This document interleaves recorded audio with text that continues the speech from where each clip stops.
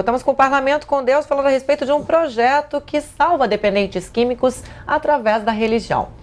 Wellington, Alessandra, deputado, nós falávamos aqui, todo mundo está bastante emocionado aqui no começo do programa. Wellington, como era Deus para você antes e depois de você receber essa bênção, de ter te salvado, ter te tirado das drogas? Eu tinha uma visão de Deus muito limitada quando eu estava na Cracolândia, né? Eu falava com Deus, falava que um dia eu não queria mais viver, não tinha mais por que viver, porque Ele tinha permitido aquilo acontecer na minha vida. Mas no meio da Cracolândia eu passei fome, frio, vi muitas pessoas morrerem na minha frente, crianças de 8 anos, 9 anos se prostituírem para usar o crack, idosos se humilhando para o traficante para usar o crack, e eu sempre falava para Deus o porquê daquilo, o porquê de toda aquela situação, sofrimento. E no meio dessas conversas minha com Deus, um dia começou a correr um boato na Cracolândia que tinha uma igreja que estava dando café da manhã. Conheci a igreja, a Cristolândia, na verdade, e comecei a frequentar a Cristolândia por causa do serviço social. Café da manhã, banho, almoço, mas um dia foi diferente. Era uma quarta-feira, eu lembro que eu entrei pelas portas da Cristolândia lá em São Paulo, e no fundo da Cristolândia de São Paulo tem um banner gigante que diz assim: conhecereis a verdade e a verdade vos libertará. O pastor, ele estava pregando sobre o endemoniado de Gadareno. Aquela mensagem era para mim naquela manhã. Ele fez o apelo, eu aceitei a Jesus, isso era maio de 2010. Passei por todo o processo de restauração. Em agosto de 2010 eu estava sendo batizado para a glória de Deus. Amém. No mês seguinte, eu já tinha entrado em contato com a minha mãe, com a minha família e falado do que Deus estava fazendo na minha vida. Mas ninguém acreditou naquela hora, né? Não. Ninguém acredita. Eu fiz minha família sofrer muito. Eu já tinha entrado em contato com a minha família, falando do que Deus estava realizando em mim, mas minha mãe queria ver. E em setembro de 2010, quando eu retornei lá para minha cidade, em Araraquara, no interior, eu fui descendo na rua de casa, minha mãe estava no portão de casa me esperando. Quando ela me viu descendo, ela veio correndo ao meu encontro, de braços abertos, me abraçou, colocou suas 2 mãos sobre o meu rosto e falou: filho, você me perdoa? Porque na verdade era eu que devia pedir perdão para ela do que eu tinha feito na vida dela. E ali Deus restaurou a minha família. Eu sempre falo que aos olhos humanos é impossível um cracudo, um dependente químico, um usuário de crack sair da rua em maio de 2010 e em fevereiro de 2011 colocar seus pés dentro de uma faculdade teológica.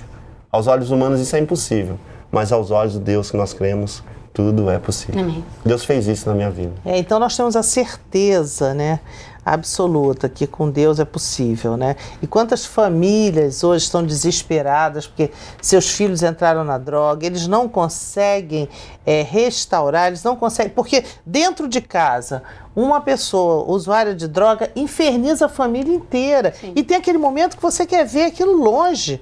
Você não quer ver mais aquela pessoa que você ama perto de você. Você quer ver longe. Não, se quer ir, vai embora. Quer estragar a sua vida, vai. Porque o drogado, ele estraga toda a família. Sim. A família toda adoece junto. Sim. Então essa é a maior dificuldade, né? Que a família toda fica doente. Então essa busca pela cura, quantas vezes as pessoas assim, mas não tem jeito, meu filho está lá, foi. E às vezes as pessoas mais simples, né? Às vezes as pessoas que têm mais condição ainda conseguem botar numa clínica e assim mesmo às vezes não conseguem recuperar, porque eu sempre comentei sobre isso, que a recuperação do drogado, ela só se faz pela palavra de Deus também. Porque você tem que unir corpo, alma e espírito. Sim. Se o teu espírito não estiver ligado, se você não souber que existe alguém que na hora que você sai dali, né, daquele momento que é o pior, né, que você começa assim, a tentar sair, mas você tem que ter uma esperança. E essa esperança só vem de Deus, né? Claro. E quando você conta esse depoimento para as pessoas, naquele atual momento ali, que ele quer sair, mas deve ser muito difícil para uma pessoa dependente química sair da noite para o dia. Falar, eu quero, acabou e tudo, vamos lá. É um processo. E o interessante da missão é porque hoje a gente tem muitas pessoas já transformadas, né? E muitas dessas pessoas ajudam o projeto. E essas pessoas é exemplo para aquelas pessoas que chegam até nós, que ainda está no fundo do poço, ainda está na rua, está nas drogas. Então essas pessoas vendo outras pessoas transformadas, é um incentivo para ela.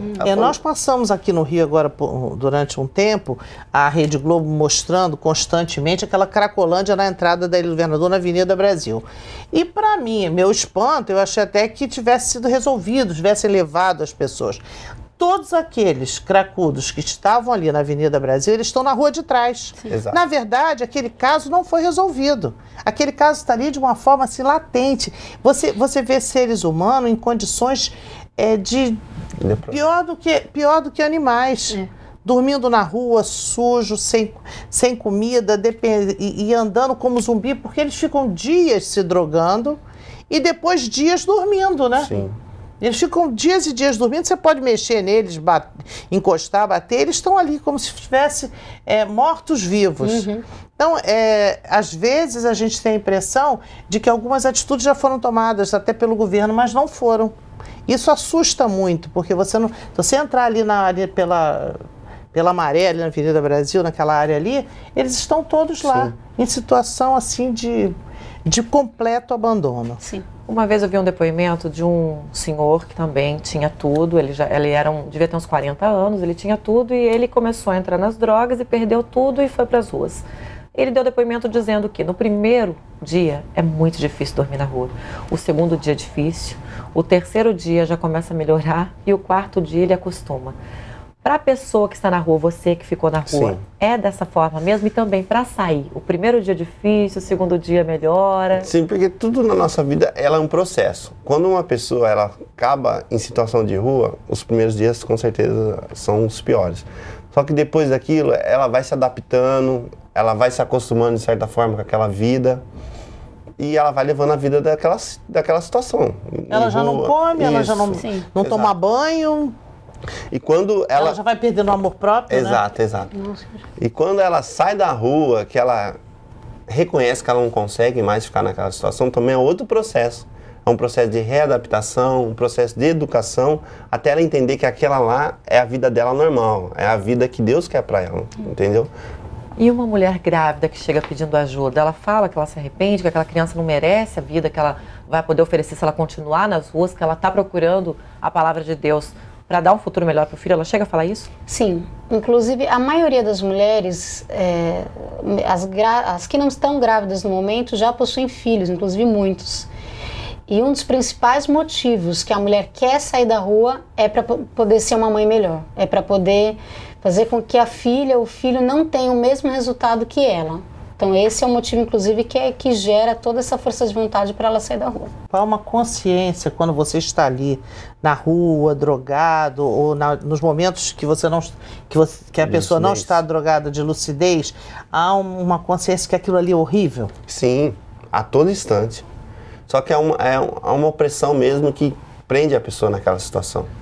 A pessoa tem consciência que está numa situação deplorável, que é uma situação horrível para ela, só que tem uma opressão prendendo ela. Só que ela não tem força. Isso, ela precisa buscar força em Deus e entender que aquilo lá não foi feito para ela. A imagem e semelhança de Deus não foi feita para ficar na rua, mendigando pão, usando crack. Ela tem que entender isso. Agora me diz uma coisa, Alessandra, uma curiosidade. Como foi se apaixonar por um homem que já esteve nessa situação de risco e você ter a certeza do amor por ele, do amor dele por você? Porque nós mulheres estamos sempre querendo saber sobre isso, né? Como foi esse amor? Você teve mais segurança, assim, e se ele ficar comigo e ele voltar? Assim, eu creio assim, eu conheci o Wellington, ele era um aluno da Cristolândia e já ajudava a liderança também. Mas foi um verdadeiro presente de Deus, na verdade, porque assim, eu já tinha dito sim ao Senhor para o campo missionário. E foi na Cristolândia, quando o Wellington ainda estava nas ruas, que o Senhor também falou ao meu coração que o público que ele queria que eu trabalhasse fossem dependentes químicos em situação de rua. Então, conhecer o Wellington e poder ter um relacionamento com ele, na verdade, foi um presente de Deus, porque nós dois juntos completamos assim, tem coisas que só ele vai saber, porque ele passou por aquela situação, e tem coisas que eu vou saber. Eu não tive segurança, não tenho insegurança, porque o problema não é e nunca foi a droga. A droga é só a ponta do iceberg. Os problemas eles estão abaixo do nível do mar, vamos colocar assim. E os problemas que estão abaixo do nível do mar, na vida do Wellington, como de muitas pessoas, Deus já estava transformando e continua numa permanente transformação, como na minha vida e na vida de todos. Então, como o que levou ele até a droga, Deus já transformou e vem transformando, como também na minha vida, ele não tem esse porquê de buscar essa recaída na droga, mas é um constante tratamento. E eu realmente creio que o Evangelho é o poder de Deus para transformar, como transformou a vida dele. Não que ele, que eu ou qualquer outra pessoa já sejamos perfeitos e não precisamos nos refugiar. É que ele, por muito tempo, se refugiou nas drogas. Mas em quantas outras coisas a gente se refugia também? Até no trabalho, né? Quanta gente se Até no refugia no trabalho? Muito trabalha. Então, por entender que a droga não é o problema, e sim o conjunto, né, aquele pacote de coisas que levou até a droga, que já estava sendo trabalhada no Wellington, eu não tive essa insegurança e não tenho. E podemos dizer que vocês, voluntários, missionários, são pessoas evoluídas espiritualmente para poder ajudar, como vocês falaram. É muito difícil, como a deputada mesmo falou. De jeito nenhum. É muito fácil você gostar de uma pessoa que faz o bem, mas e uma pessoa que está precisando de ajuda, está suja, tá ruim, você acaba, não quero me envolver com pessoas assim. Mas podemos dizer que vocês são pessoas assim mais preparadas, que foi um sinal de Deus para ajudar essas pessoas? Não, eu creio assim, evoluídas espiritualmente jamais. Porque, na verdade, inclusive, nós não fazemos nada mais do que o próprio Evangelho de Jesus nos ensina. Né? Nós não estamos inventando uma nova estratégia. Pelo contrário, nós estamos retomando a primeira estratégia de Deus, que é servir as pessoas. Agora, eu queria que, em especial no nosso trabalho, que são usuários de drogas em situação de rua, aí sim tem um chamado, uma vocação. Eu sou uma vocacionada, o Wellington também. Mas não por ser um cristão melhor, por ter um nível de espiritualidade melhor, de jeito nenhum. É simplesmente por entender que tudo que Deus fez por mim, que o melhor foi, Ele deu, que foi o Filho dele, Jesus, o melhor que Ele tinha, Ele deu para nós. Então o melhor que eu tenho, eu entrego a Ele. Esse é o único motivo. E Ele, no caso, nos vocacionou para trabalhar com esse público, como cada um de nós também temos a nossa vocação. A cada um ele deu um dom, né? Sim. Exato. E se alguém quiser ajudar ou entrar no programa Cristolândia ou avisar que está acontecendo Você é alguma voluntário, coisa, pode? Pode, Claro. voluntários são muito bem-vindos. Nós temos um site que é cristolândia.org.br e no site, inclusive, tem todos os nossos contatos. Você pode ser um voluntário em tudo. Você pode ser um voluntário na sua área profissional, porque nessas áreas, nessas grandes áreas que nós estamos aqui, nós trabalhamos de tudo. Então, desde um professor, a um médico, a um fisioterapeuta, a um nutricionista, todas as áreas profissionais possíveis. E você também, que de repente não tem uma profissão específica, mas você pode ir na Cristolândia, eu sempre falo, Deus quer usar a sua vida. Você vai lá cortar um pão, passar uma manteiga, dobrar uma roupa. Você vai sentar do lado de uma das pessoas e você vai ver como essas pessoas são tão especiais. Como precisa de carinho, de Elas abraço. precisam de carinho. Muitos dos nossos alunos, eles contam em depoimentos que tiveram esse desejo, esse encontro com Deus, porque receberam um abraço. Então, você pode ser um voluntário na missão, sim. Você pode nos procurar. Nós estamos na Senador Pompeu, número 197. Tá ok. Eu quero agradecer a participação de vocês. A Nós deputada que vai dar nossos agradecemos. contatos também. Se vocês quiserem falar conosco, tvcomdeus@alerj.rj.gov.br. E todas as quartas-feiras no auditório da Alerj nós temos um culto de louvor e adoração a Deus. Você é nosso convidado. Muito obrigada. Parabéns pelo trabalho. Parabéns pela história também. Obrigado. Nós que agradecemos. Se você também gostou deste programa e quiser revê-lo, é só acessar o site www.tvalerj.tv. TV Alerj, o canal do povo fluminense. Obrigada pela sua companhia e até o nosso próximo encontro.